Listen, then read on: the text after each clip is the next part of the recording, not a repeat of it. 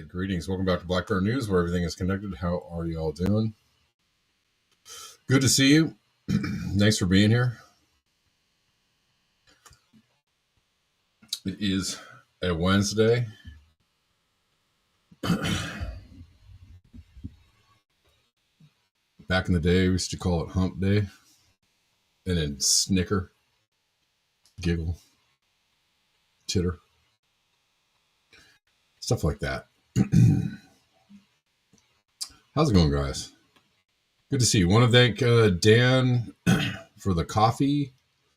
Bought a coffee last night. Don't think I have anybody else to thank from yesterday. But I appreciate you. And I suppose the gang's all here. Yes, the gang. Some gang is here. How to do? Kevin Shanholzer.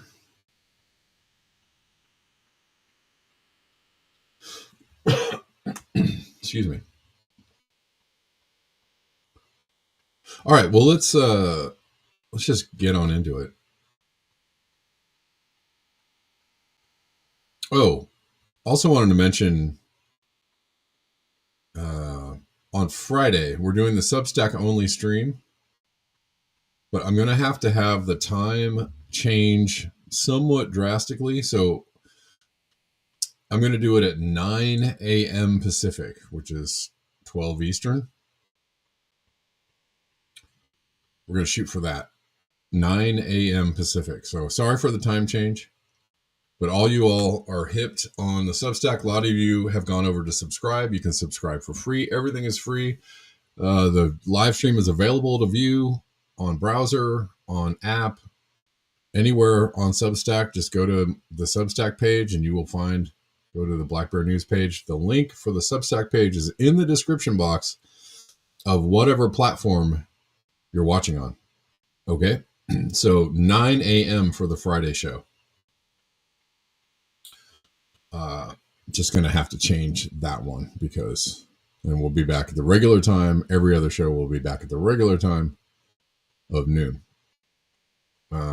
Just got a lot going on during the day on Friday, so I'm not going to be able to really do the noon time. And I want to do it from home. I don't want to do it from my car. That's just not really great for anybody, especially me or my computer.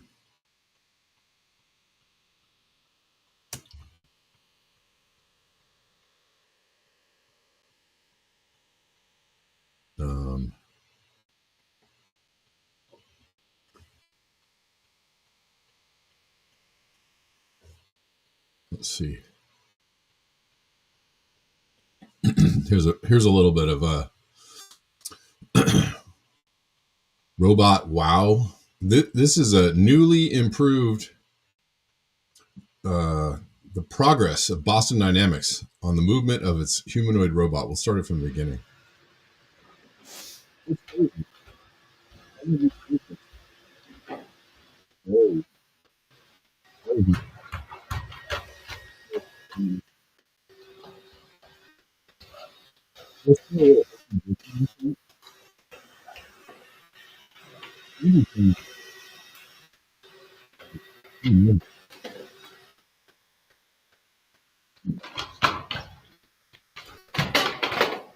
That's wild.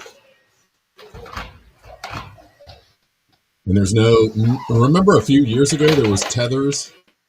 All these robots had to have these trolling tethers on them. And this guy does not, unless they've been CGI'd out. This one is wild. And you heard somebody go, oh man, in the back of that video. Crazy stuff, I'll say.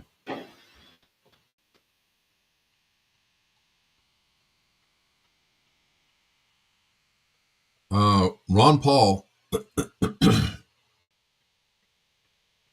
continuing to be a voice of reason, aiming commentary and suggestions towards the Trump administration. And I really appreciate that he's doing this. I mean, I think he's just voicing what a lot of other people are thinking and feeling. What a lot of sane people are thinking and feeling.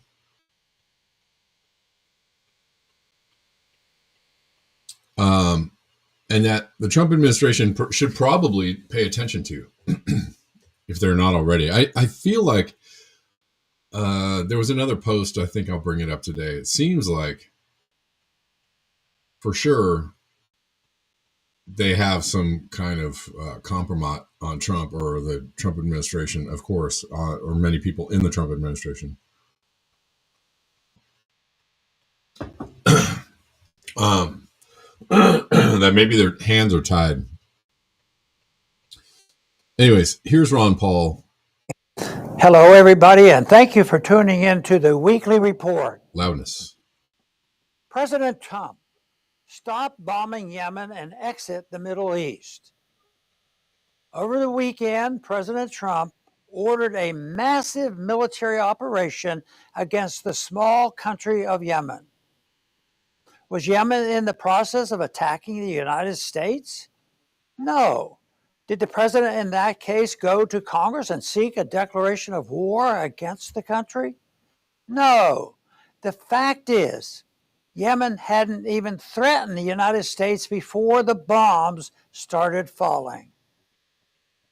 Last year, candidate Trump strongly criticized the Biden administration's obsession with foreign interventionism to the detriment of our problems at home. In an interview at the Libertarian National Convention, he criticized Biden's warmongering to podcaster Tim Pool, saying, "You can solve problems over a telephone. Instead, they start dropping bombs. Recently, they're dropping bombs all over Yemen. You don't have to do that." Yeah, once in office, Trump turned to military force as his first option since the Israeli-Hamas ceasefire plan negotiated by President Trump's special envoy, Steve Witkoff. Yemen was left Red Sea shipping alone. However, after Israel's implemented a total blockade of humanitarian relief to the citizens of Gaza last week, Houthis leaders threatened to again begin blocking Israel's Red Sea shipping activity. That was enough for President Trump to drop bombs and launch missiles for hours, killing several dozen Yemeni citizens, including women and children, in the process. All right, I'm going to end it there. You can find the whole thing on X or somewhere else, but you get the main thrust of the message. And people wonder, if you're wondering why Ron Paul was so popular back in the day and why they had to run him out of the presidential race, because people liked what he had to say. Kind of like Bernie Sanders. People liked what he had to say. He was saying true things.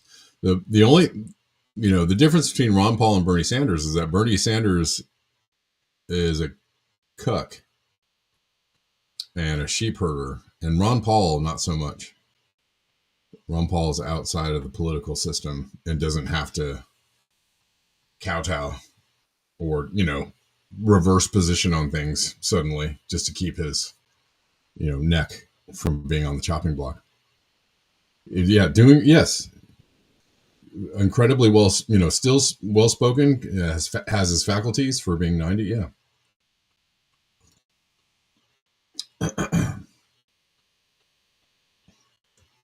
Yeah, peace in pocket, sure. Yep. Yeah. And I'm sure that's probably one of the big reasons why he is, Trump is Mr. Israel.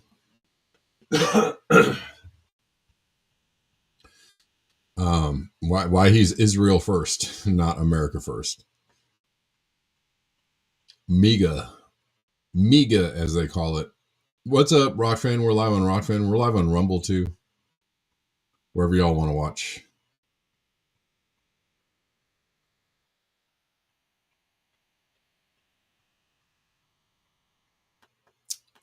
So somebody asked about the JFK files yesterday, and it seems like they're out. And it seems like the main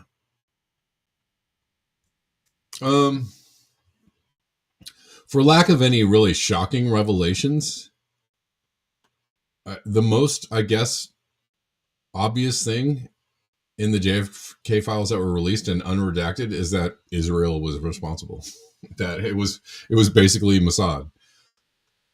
It seems they went to great lengths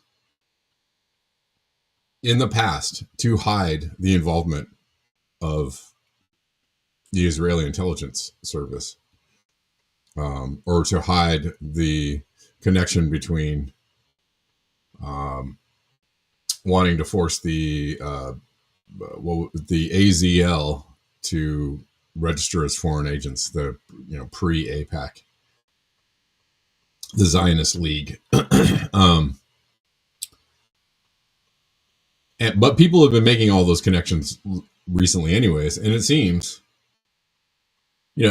all of the information isn't new, or, as I said, not all that like startling or shocking, but it seems that they left unredacted the connections between Israel and the assassination, which is interesting.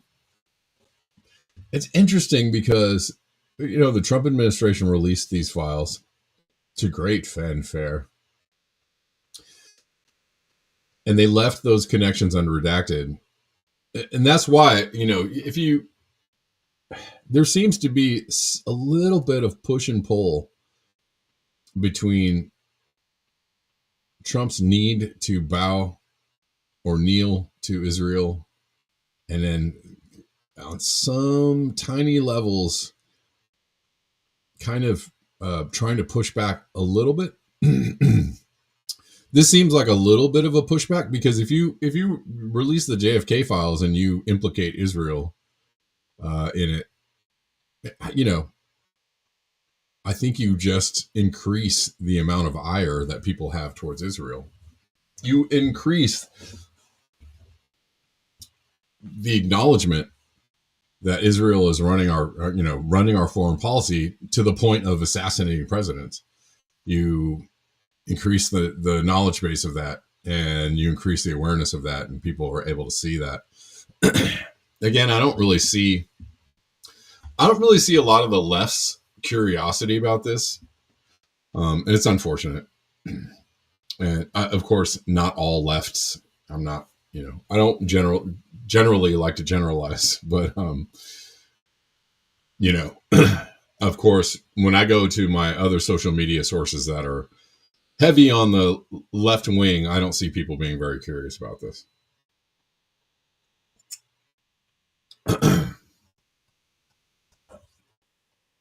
But unfortunately, because they're the original conspiracy theorists. The left, back in the day, back in my day, back when I was a kid, back when I was growing up, back when I, pre 1990, or maybe pre 2000,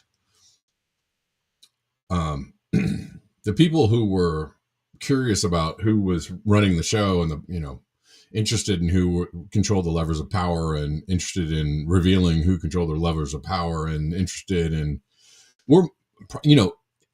to me, primarily on the left. Now, I'm sure people would disagree with me. I'm sure people will point out there were many libertarians, or people that call themselves libertarians, who are on the, I guess maybe leaning towards the right, who were interested in the same things. But I saw mostly lefties who were what you would call today conspiracy theorists. Anyways, all that is to say, when JFK's mistress, Mary Pinchot Meyer, was murdered in 1964, James Jesus Angleton, broke into her home and stole her diary. The journal, which chronicled their affair and Mary's efforts to aid JFK's détente with the Soviets, was ultimately destroyed. Angleton was honored with a secret state funeral in Israel upon his death. Duh. A lot of people have already pointed all of this out. Again, not new news. And got to make you wonder.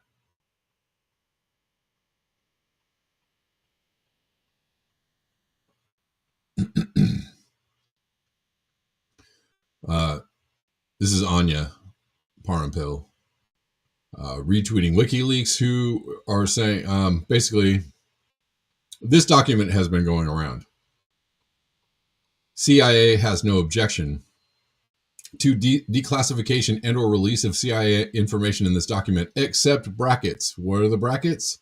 The Israeli Intelligence Service. This is dated 1998. And I think this particular one goes on to name the Israeli Intelligence Service several times. Yeah, and James Angleton, yes, was given a ceremony in Israel. That happened too. So what did WikiLeaks say?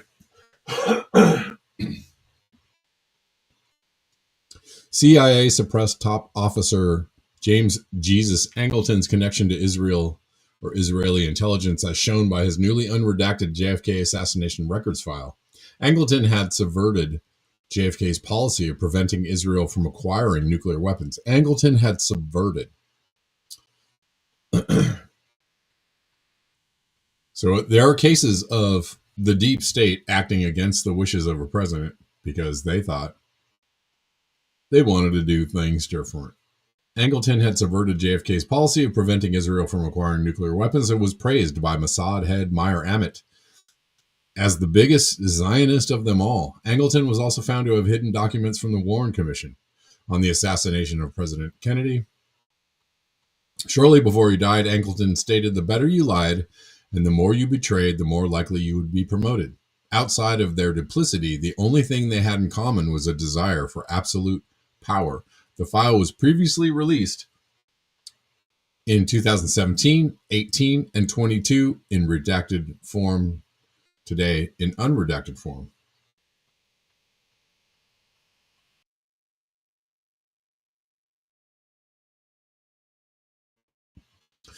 No, John Glad, I am not on Substack right now. I mean, I am on Substack. My account is on Substack. I am not streaming to Substack right now, but on Friday at 9 a.m., I will be streaming to Substack. 9 a.m. on Friday. Anyways, we have more posts around this, so we're going to keep on looking and thinking.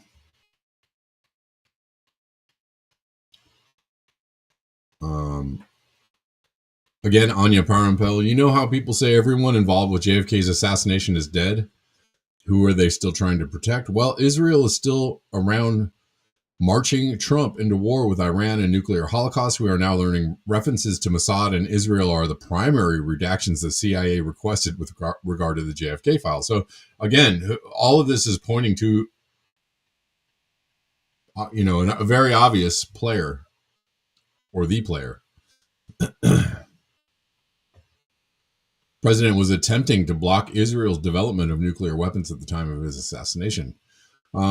She goes on to play this brief video by Martin Sandler, author of The Letters of John Kennedy, explains why he believes Mossad were involved in the president's assassination. And again, this is all known news. Kennedy threatened Israeli Prime Minister David Ben-Gurion over his refusal to stop developing nukes, which the U.S. president blamed for sabotaging his international push to ban nuclear testing. Ben-Gurion was forced to resign as a result.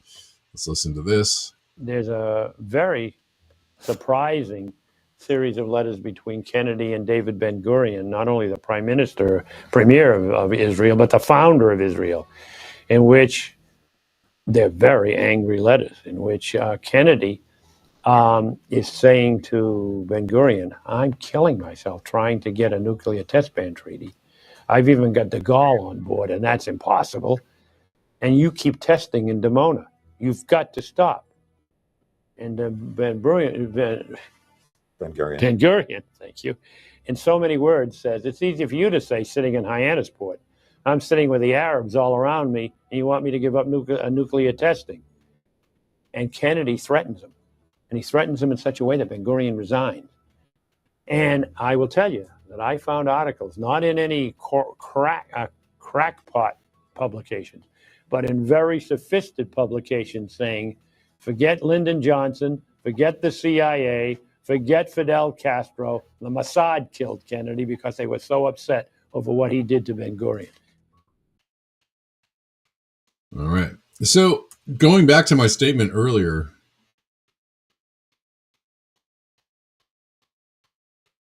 it's interesting. It is very interesting that the Trump administration, who can't, bend over fast enough for Israel, released these unredacted files implicating Israel in the assassination. Don't you find that interesting? I find it interesting. Maybe people are like, it doesn't matter. I think it's interesting. I think it's some kind of revelation that would probably cause people to be quite upset. Don't you think? If people didn't know before, if they didn't realize before, oh, that's why he was killed, right? Because until now, most people are like, oh, it was the mob. Oh, it was the CIA. Oh, it was all these other entities, right? But, a lot is being revealed over the last few years about, what really was going on. I don't know. I just would think if you were... No, I probably won't make the regular news, no. But I'm just... And again, I feel like most of the lefties on my social media left-leaning social media, are, just incurious about this. Maybe some of them are, but I just don't see a lot of posts about like, oh, what? What is this?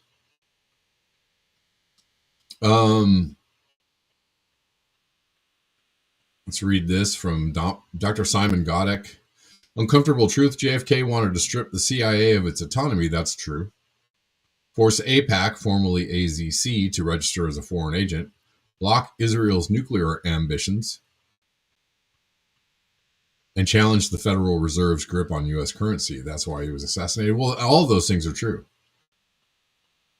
And that, to me, is also one of the leading causes of a desire to have him eliminated was he, like Lincoln, opposed the Federal Reserve or the central bank push. Lincoln issued his own federal money, famously known as the greenback, and he resisted the attempts to form a Federal Reserve when he was president. Kennedy released a non-Federal Reserve coin, like a silver dollar, in his administration that was just the federal government. It was minted by the federal government, not the Federal Reserve. It was outside of the Federal Reserve system, and people were really upset by that.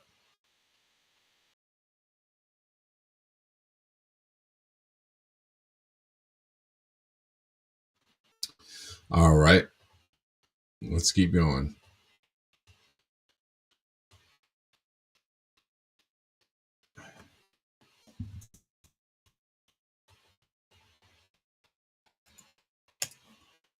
But the left is surely upset about genocide. They seem to be more upset about genocide.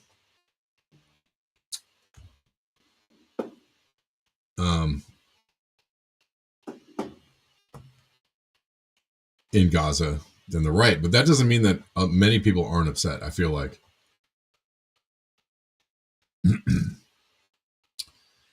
A lot of people left and right are very, very upset about this. Do not like this. Do not support this. Do not want to see things escalate in the Middle East or with Iran or with Syria or with anybody. Thousands of protesters in New York City marched through the streets condemning Israel's attacks on Gaza and calling for a free Palestine.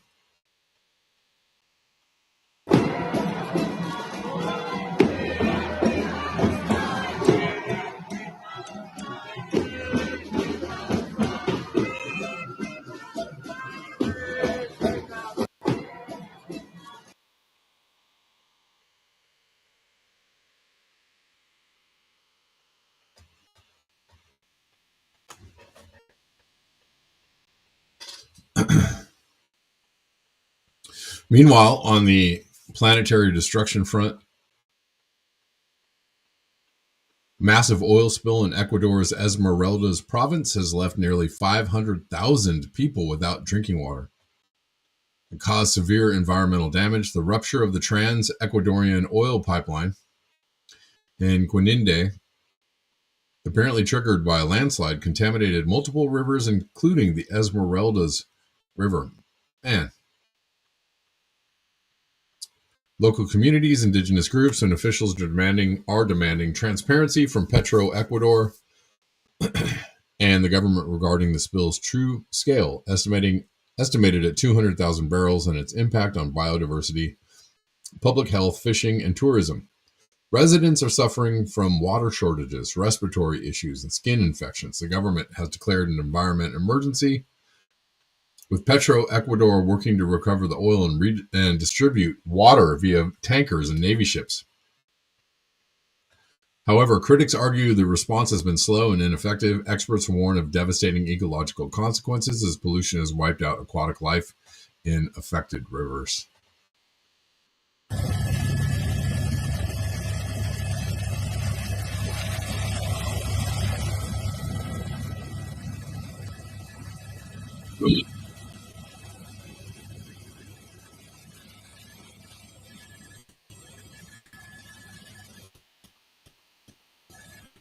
Yeah.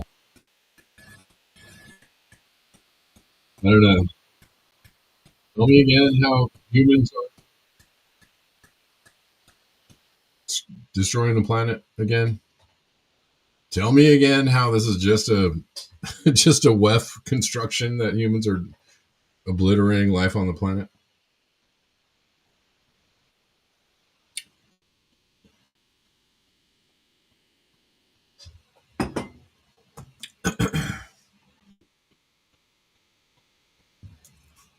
Please. I'd really like to know. There's a blizzard, late season blizzard in Nebraska. Hold on one second.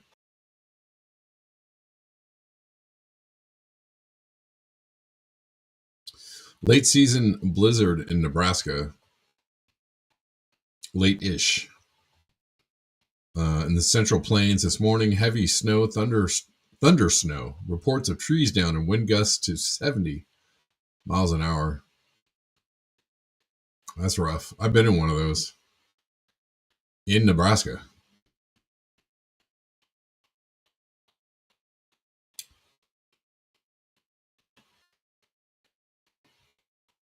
It's just some weather, and it's not something that doesn't necessarily happen all the time, but extreme weather happening more and more often. There's still floods in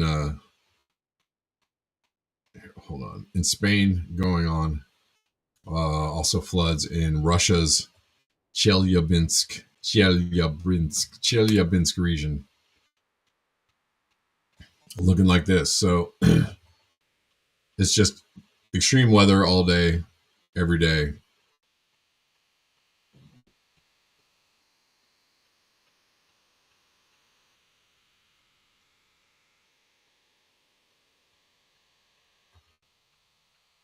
And it goes like that. It goes a little something like this.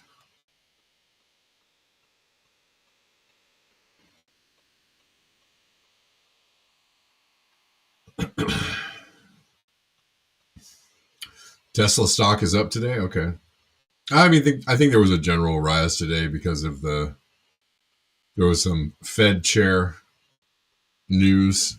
They were going to hold interest rates steady and not raise them again, which I think people were worried about. So in some levels, that was a positive to the stock market. Oh, went up quite a bit, actually. It sure did.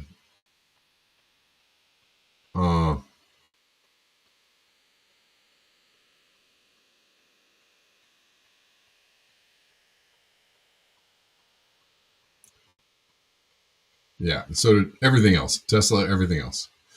Everything got a pump today.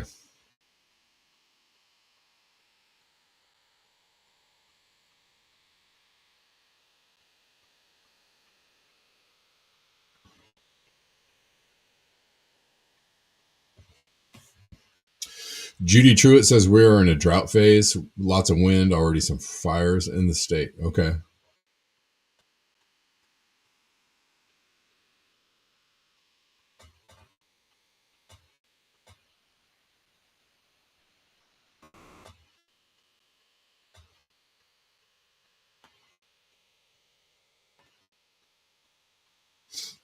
Let's see. Tulsi Gabbard has absolutely reversed course. Excuse me. On Yemen, as part of the Trump administration, she's seems to be towing the line, which is so very not awesome. We'll watch this. Tulsi Gabbard backtracking on her very high-minded stance of yesteryear. There are millions of Yemeni people who are on the brink of death from famine, disease, lack of access to food and water, basic medicine and healthcare.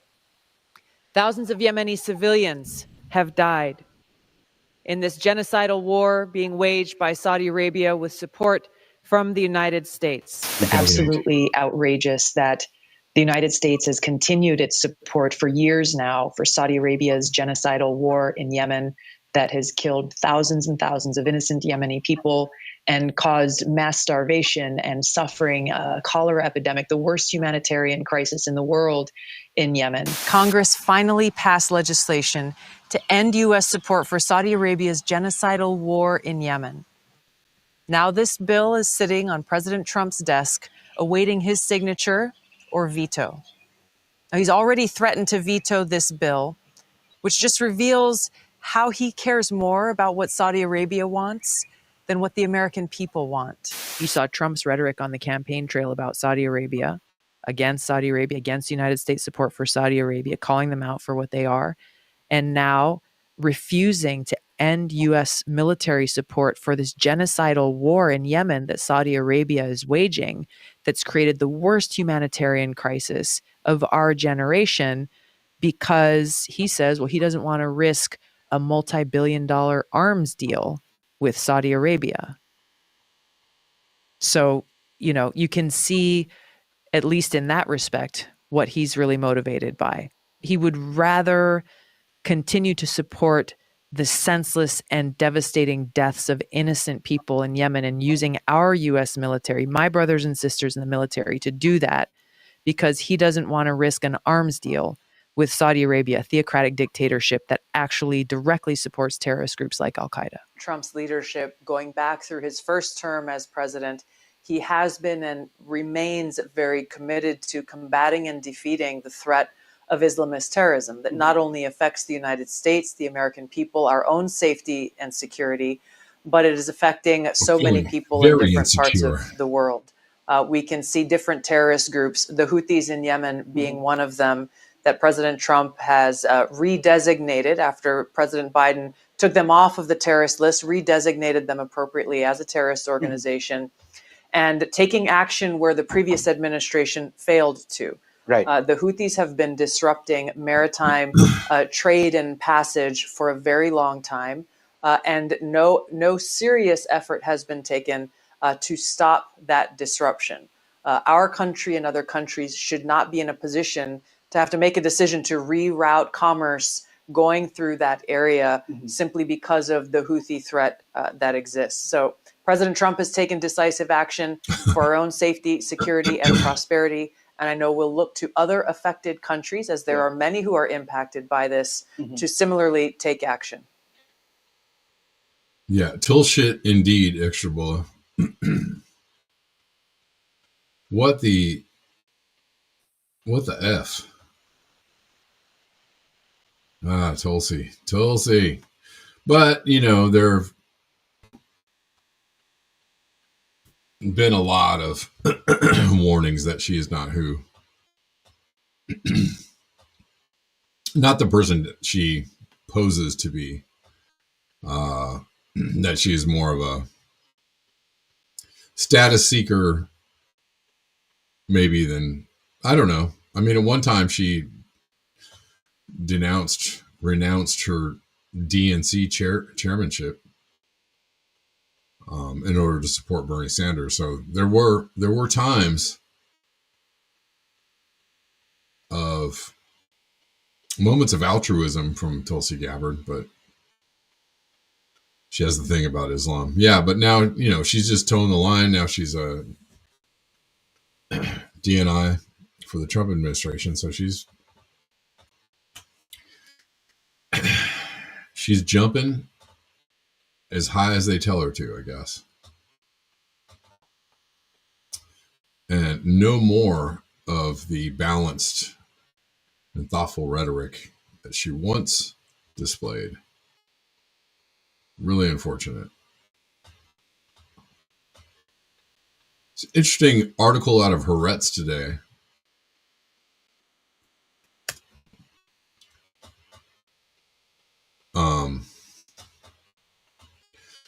And I've seen this a few places. Where's this headline in Western media?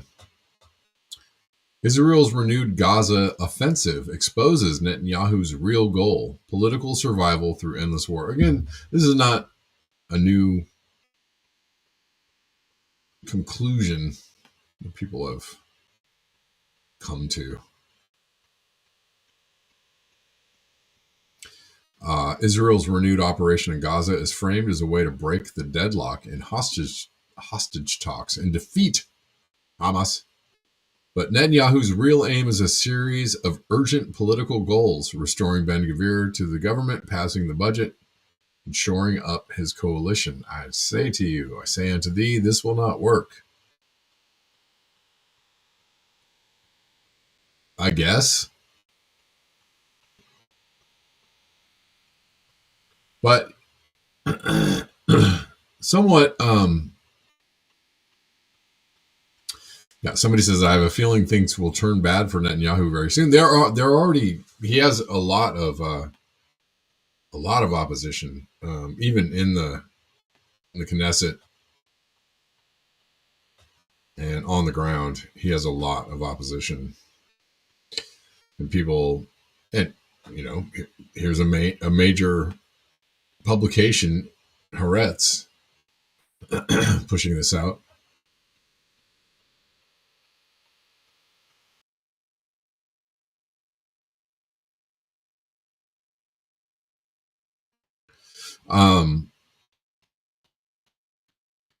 Jenny R says, I have a feeling that things will turn bad for Netanyahu very soon, and for Israel. The U.S. supports allies as long as they don't come close enough to challenge American unipolar supremacy.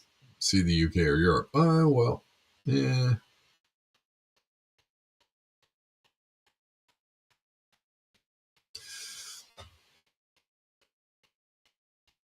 I mean, I have a feeling it will turn bad just because of the amount of animosity it's going to generate. I said as much yesterday. And I said it much more forcefully. It's all right. It's all right. That's what I meant to say. Didn't mean to say anything different.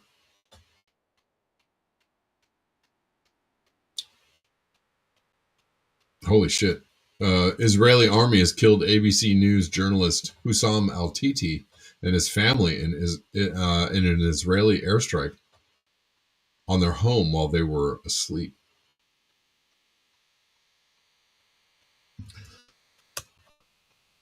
Apparently just Israel just out here just doing the Lord's work or something.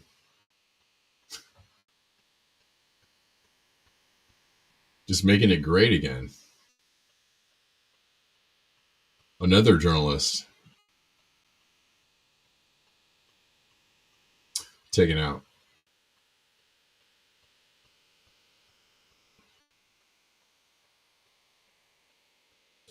Let's see.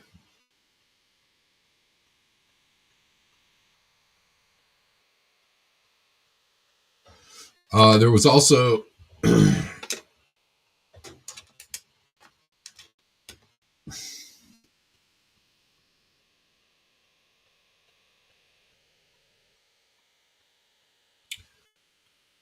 an armed gunman at the CIA headquarters today. This couldn't possibly be fake at all.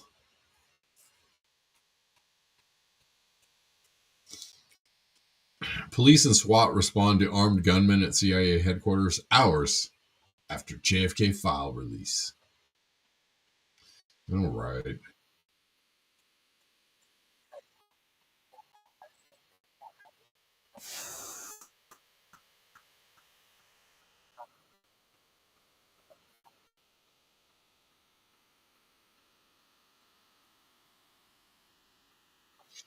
Sounds like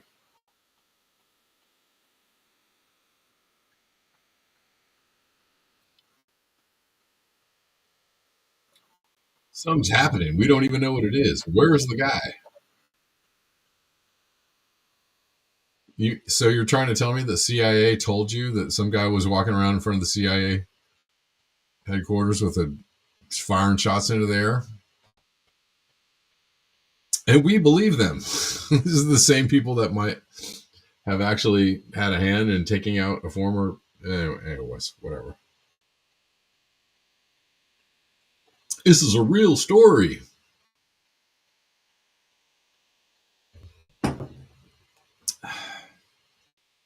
All right, guys, if you like the show, if you appreciate this show coming to you live and for free from Monday through Friday, every single week, and you want to see this show continue to keep on keeping on, you want to support this show, there's lots of ways to support the show in the description box of whatever channel you are watching on. All the usual suspects are there: Venmo, PayPal, CashApp, Zelle, Buy Me a Coffee, Ko-Fi, Patreon, Substack. There's a Substack link there. Go ahead and subscribe for free to Substack if you want to. Go ahead and get in the Telegram group if you want to, where we could have conversations amongst ourselves about things that are happening, without all the algorithms. Just basically a chat room for Black Bear News listeners. So genuine fake attack on CIA headquarters.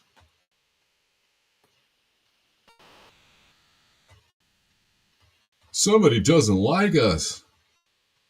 We're just doing good work over here at the CIA.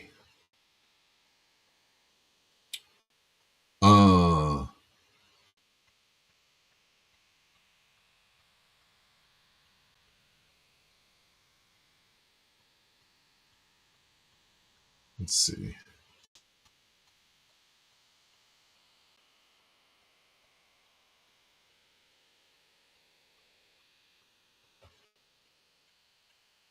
Had something. Maybe I got time to read something from.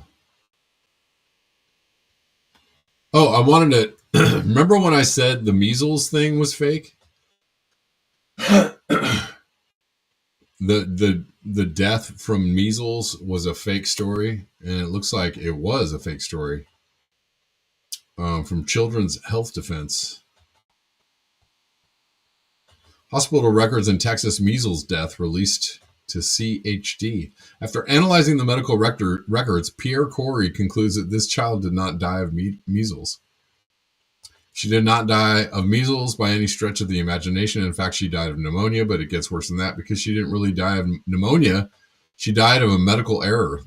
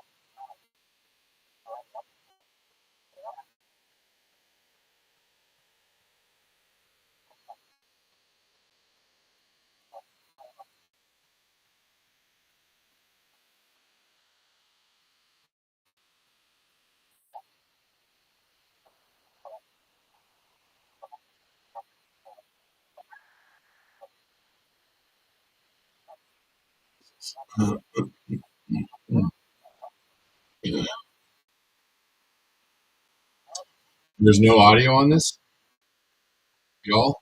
Can you not hear this? Is that right? You said audio not right. Is it just not loud enough, or is it just not coming through? Please let me know.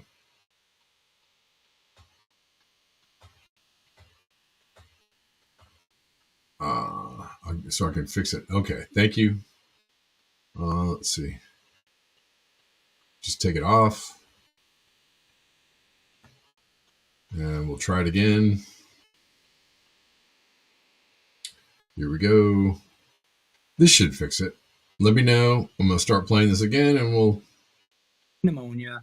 And this case was tragic and really had nothing, I shouldn't say nothing to do with measles, but she did not die of measles by any stretch of the imagination. In fact, she died of a pneumonia, but it gets worse than that because she didn't really die of the pneumonia. She died of a medical error. And that error was a completely inappropriate antibiotic. It was an insufficient antibiotic. When you admit someone to the hospital for pneumonia, what you need to do is you treat what's called empirically, meaning you put them on antibiotics that you think will cover the most common organism. And that's why this case is absolutely enraging. It's infuriating because she died because she got an inappropriate antibiotic. I mean, this is like medicine 101. You put them on 2 antibiotics to cover all the possibilities. It's a really, it's a grievous error. And it's an error which led to her death. Not only did you have several days delay of decline without the appropriate antibiotic, but then when they realized that they were missing the appropriate antibiotic, it took them, as far as I can tell, 10 hours to administer it. And by that time, she was already on a ventilator, and approximately 24 hours later, actually less than 24 hours later, she died. And she died rather catastrophically. As she was declining, she was in a state of what's called shock, and she needed medicines to maintain her blood pressure. And suddenly her blood pressures crashed and she arrested.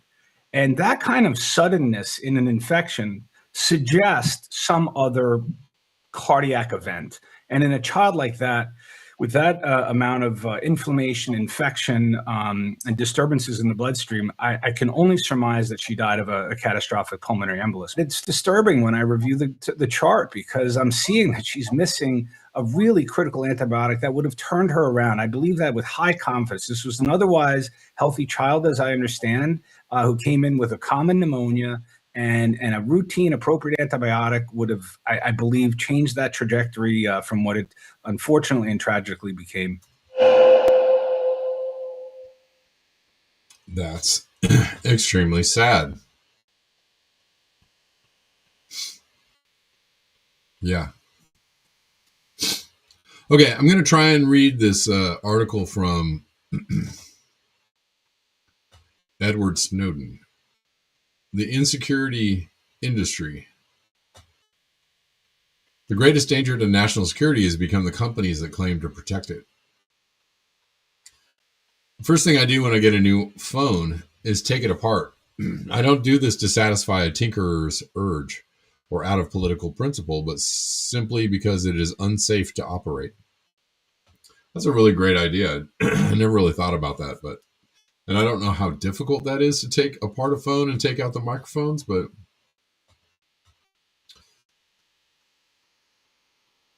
good idea.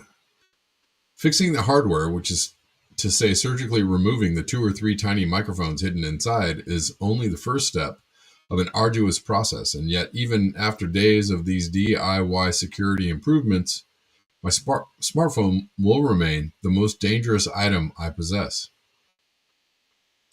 Prior to this week, Pegasus Project, a global reporting effort by major newspapers to expose the fatal consequences of the NSO group, the new private sector face of an out-of-control insecurity industry, most smartphone manufacturers, along with much of the world press, collectively rolled their eyes at me whenever I publicly identified a fresh out-of-the-box iPhone as a potentially lethal threat.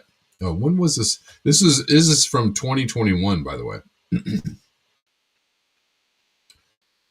Despite years of reporting that implicated the NSO group's for-profit hacking of phones and the deaths and detentions of journalists and human rights defenders, Despite years of reporting that smartphone operating systems were riddled with catastrophic security flaws, a circumstance aggravated by their code having been written in aging programming languages that have long been regarded as unsafe. And despite years of reporting that even when everything works as intended, the mobile ecosystem is a dystopian hellscape of end-user monitoring and outright end-user manipulation, it is still hard for many people to accept that something that feels good may not, in fact, be good. Over the last 8 years, I've often felt like someone trying to convince their one friend who refuses to grow up to quit smoking and cut back on the booze. Meanwhile, the magazine ads still say 9 out of 10 doctors smoke iPhones, and unsecured mobile browsing is refreshing. That's funny. In my infinite optimism, however, I can't help but regard the arrival of the Pegasus project as a turning point. By the way, that unplugged phone I was talking about, the Eric Prince phone, is connected to the Pegasus project.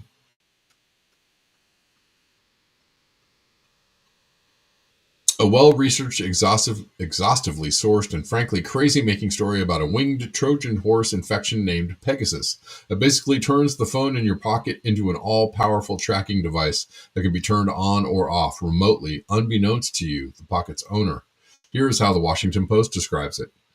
The text delivered last month to the iPhone 11 of Claude Mangan, the French wife of a political activist jailed in Morocco, made no sound. It produced no image. It offered no warning of any kind, as an iMessage from somebody she didn't know delivered malware directly onto her phone and passed Apple's security systems. The examination was unable to reveal what was collected, but the potential was vast. Pegasus can collect emails, call records, social media posts, user passwords, contact lists, pictures, videos, and recordings and browsing histories, according to security researchers and NSO marketing materials. The spyware can activate cameras or microphones to capture fresh images and recordings. It can listen to calls and voicemails. It can collect location logs of where a user has been and also determine where that user is now, along with data indicating whether the person is stationary or, if moving, in which direction. And all of this can happen without a user even touching her phone or knowing she has received a mysterious message from an unfamiliar person. In Mangan's case, a Gmail user going by the name Lena Keller 2020-03. By the way, do you think this is happening now? In short, the phone in your hand exists in a state of perpetual insecurity, open to infection by anyone willing to put money in the hand of this new insecurity industry. The entirety of this industry's business involves cooking up new kinds of infections that will bypass the very latest digital vaccines, aka security updates, and then selling them to countries that occupy the red-hot intersection of a Venn diagram between desperately craves the tools of oppression and sorely lacks the sophistication to produce them domestically. An industry like this, whose sole purpose is the production of vulnerability, should be dismantled. Even if we woke up tomorrow and the NSO Group and all of its private sector ilk had been wiped out by the eruption of a particularly public-minded volcano, it wouldn't change the fact that we're in the midst of the greatest crisis of computer security in computer history. The people creating the software behind every device of any significance, the people who helped to make Apple, Google, Microsoft, an amalgamation of miserly chip makers who want to sell things, not fix things, and the well-intentioned Linux developers who want to fix things, not sell things, are all happy to write code in programming languages that we know are unsafe because, well, that's what they've always done, and modernization requires a significant effort, not to mention significant expenditures. The vast majority of vulnerabilities that are later discovered and exploited by the insecurity industry are introduced for technical reasons related to how a computer keeps track of what it's supposed to be doing at the exact time the code is written, which makes choosing a safer language a crucial protection. And yet it's one that few ever undertake. If you want to see change, you need to incentivize change. For example, if you want to see Microsoft have a heart attack, talk about the idea of defining legal liability for bad code in a commercial product. If you want to give Facebook nightmares, talk about the idea of making it legally liable for any and all leaks of our personal records that a jury can be persuaded were unnecessarily collected. Imagine how quickly Mark Zuckerberg would start smashing the delete key. When there is no liability, there is no accountability. Pfizer. And this brings us to the state. State-sponsored hacking has become such a regular competition that it should have its own Olympic category in Tokyo. Each country denounces the other's efforts as a crime while refusing to admit culpability for its own infractions. See Russiagate. How then can we claim to be surprised when Jamaica shows up with its own bobsled team, or when a private company calling itself Jamaica shows up and claims the same right to cool runnings as a nation state? If hacking is not illegal when we do it, then it will not be illegal when they do it, and they is increasingly becoming the private sector.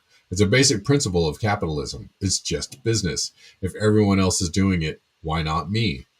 This is the superficially logical reasoning that has produced pretty much every proliferation problem in the history of arms control. And the same mutually assured destruction implied by a nuclear conflict is all but guaranteed in a digital one, due to the network's interconnectivity and homogeneity. Recall our earlier topic of the NSO group's Pegasus, which especially but not exclusively targets iPhones. While iPhones are more private by default and occasionally better engineered from a security perspective than Google's Android operating system, they also constitute a monoculture. If you find a way to infect one of them, you can probably infect all of them. A problem exacerbated by Apple's black box refusal to permit customers to make any meaningful modifications to the way iOS devices operate. When you combine this monoculture and black boxing with Apple's nearly universal popularity among the global elite, the reason for the NSO group's iPhone fixation become apparent. Governments must come to understand that permitting, much less subsidizing, the existence of the NSO group and its malevolent peers does not serve their interests, regardless of where the client or the client state is situated along the authoritarian axis. The last president of the United States spent all of his time in office, he's talking about Trump, when he wasn't playing golf, tweeting from an iPhone. And I would wager that half of the most senior officials and their associates in every other country were reading those tweets on their iPhones, maybe on the golf course. Whether we like it or not, adversaries and allies share a common environment, and with each passing day, we become increasingly dependent on devices that run a common code. The idea that the great powers of our era, America, China, Russia, even Israel, are interested in, say, Azerbaijan attaining strategic parity in intelligence gathering is, of course, profoundly mistaken. These governments have simply failed to grasp the threat because the capability gap hasn't vanished yet. In technology, as in public health, to protect anyone, we must protect everyone. Anyways, the first step in this direction, at least the first digital step, must be to ban the commercial trade in intrusion software. We do not permit a market in biological infections as a service, and the same must be true for digital infections. This is a problematic paragraph here. Problematic paragraph. Eliminating the profit motive reduces the risks of proliferation while protecting progress, leaving room for publicly minded research and inherently governmental work. While removing intrusion software from the commercial market doesn't also take it away from states, it does ensure that reckless drug dealers and sex criminal Hollywood producers who can dig a few million out of their couch cushions won't be able to infect any or every iPhone on the planet, endangering the latte class's shiny slabs of status. Such a moratorium, however, is merely triage. It only buys us time. Following a ban, the next step is liability. Hardy har har, slap your knee if you're feeling it. It is crucial to understand that neither the scale of the NSO group's business nor the consequences it has inflicted on global society would have been possible without access to global capital from amoral firms like Novel Pina Capital Europe and Francisco Partners US. The slogan is simple. If companies are not divested, the owner should be arrested. It's got a ring to it. The exclusive product of this industry is intentional, foreseeable harm, and these companies are witting accomplices. Further, when a business is discovered to be engaging in such activities at the direction of a state, liability should move beyond more pedestrian civil and criminal codes to invoke a coordinated international response.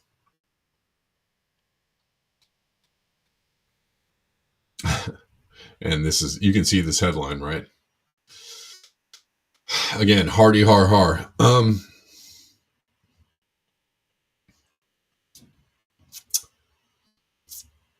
Investigation of potential Pegasus targets reveals. From Hungary to India and even Saudi Arabia, this is how Israel became the cyber industry's patron and pushed spyware sales across the world. See the 60-minute interview that I played yesterday. Imagine you're the Washington Post editorial board. First, you'll have to get rid of your spine. Imagine having your columnist murdered and responding with a whispered appeal to the architects of that murder the next time they should just fill out a bit more paperwork. Frankly, the Post response to the NSO scandal is so embarrassingly weak that it is a scandal in itself. How many of their writers need to die for them to be persuaded that process is not a substitute for prohibition? Saudi Arabia, using Pegasus, hacked the phones of Jamal Khashoggi's ex-wife and of his fiancée, and used the information gleaned to prepare for his monstrous killing and its subsequent cover-up. But Khashoggi is merely the most prominent of Pegasus' victims. Due to the cold-blooded and grisly nature of his murder, the NSO Group's product, Reed Criminal Service, has been used to spy on countless other journalists, judges, and even teachers, on opposition candidates, and on targets spouses and children, their doctors, their lawyers, and even their priests. This is what people who think a ban is too extreme always miss. This industry sells the opportunity to gun down reporters you don't like at the car wash. And they're doing it right now. If we don't do anything to stop the sale of this technology, it's not just going to be 50,000 targets. It's going to be 50 million targets, and it's going to happen much more quickly than any of us expect. This will be the future, a world of people too busy playing with their phones to even notice that someone else controls them. Good stuff from Edward Snowden. That was, from the archives, but still a lot of valid concern around that, Yeah, well, yes, DB Cooper, yes. BlackRock has to be government sponsored, of course.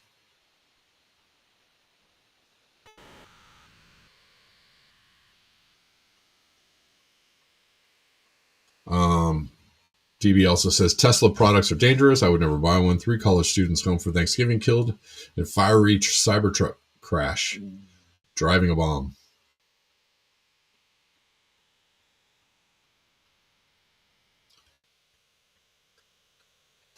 Let's see. Who owns Tesla? Bunch of, yeah.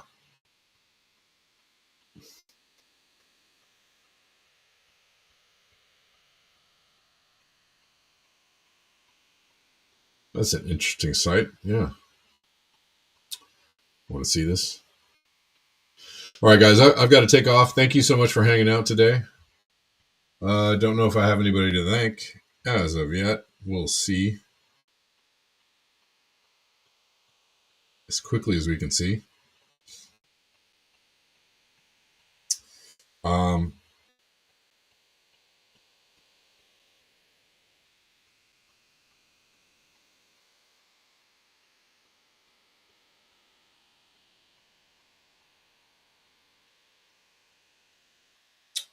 Thanks, everyone, for tuning in. I will be back tomorrow at the regular time of 12 p.m. Sorry, don't need to see that. Pacific time, 12 Pacific. And we will reconvene and do it all again.